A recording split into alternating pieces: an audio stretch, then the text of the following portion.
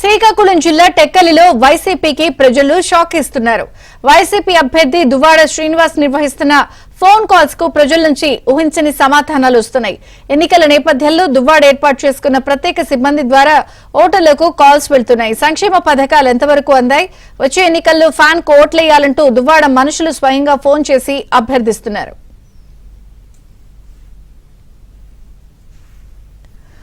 ఇదే క్రమంలో టెక్కలి మండలం తొలసూరుపల్లికి చెందిన హనుమంతు సింహాచలంకు కాల్ చేశారు. సంక్షేమ పథకాలు అందాయా అంటూ ఆరా తీశారు. తనకు ఇప్పటి వరకు ఒక్క సంక్షేమ పథకం అందలేదని సింహాచలం బదులిచ్చారు.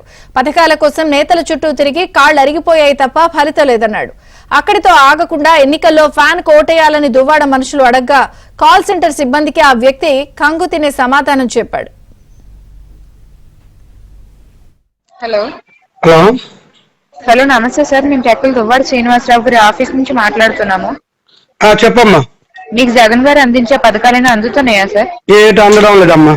ఏం సార్, ఆ పథకాలు ఏవి మీకు వర్తించవా? ఏటి వర్తించలేదు. రాకపోతే రాయండి, చూపెడతాను. ఏటి వర్తించినవి నాకు చూపెట్టండి. పర్లేదు సార్.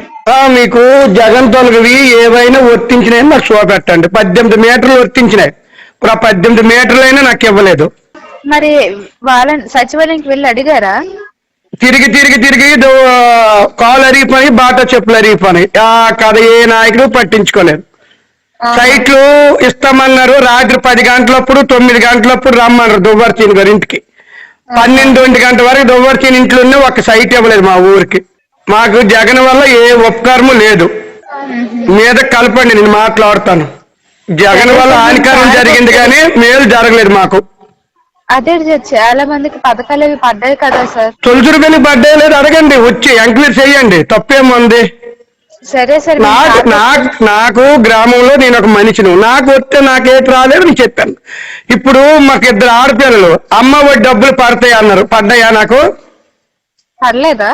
ఏవి ఎవరిచ్చారు? అదే ఎందుకు పడట్లేదని. మరి ఎందుకు పడలేదంటే జగన్కి వెళ్ళి అడగండి. అతను ఎయ్యి లేక మీటర్లు దన్నెట్టించాడు. ఎయ్యికి గిట్టక ఇది మీటర్లు దన్నెట్టించాడు.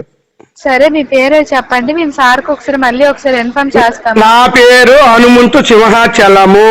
ఒక్కసారి సార్, హనుమంతు సింహాచలం. చలం. మాకు ఏటి ఒక జగన్ తొలగది ఏ ఒక్కటి రాలేదు. మీ ఊరు పేరేంటి సార్? తొలచూరుపల్లి. నాకు మాత్రం ఒక్కటి వచ్చిందమ్మా.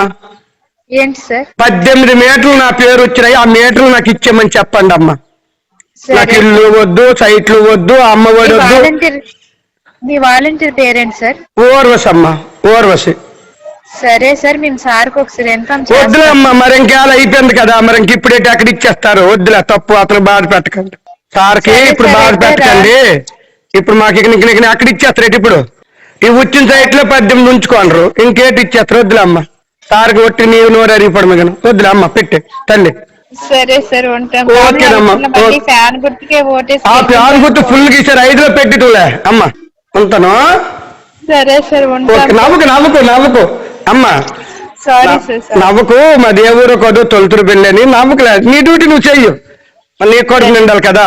అందరికి అడిగేస్తుండు.